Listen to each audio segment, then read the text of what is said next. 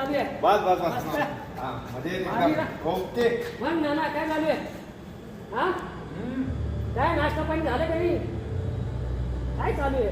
गावाला गेलो होते वही काही सांगा तर खरं. पाऊस पडला म्हणे गावाला लई. अरे बोला काही विचारताय काय? काय चालू काय नानाचं? मलाही समजायला मार्ग नाही.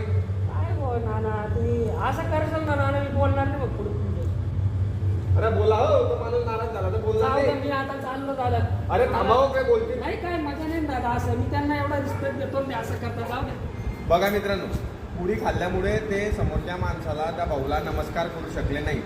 नमस्कार न केल्याने ते भाऊ संतापले. त्यांना राग आला की मी त्यांना एवढं बोलून सुद्धा माझ्याशी एक शब्द बोलले नाही. ते रागाच्या भरात निघाले.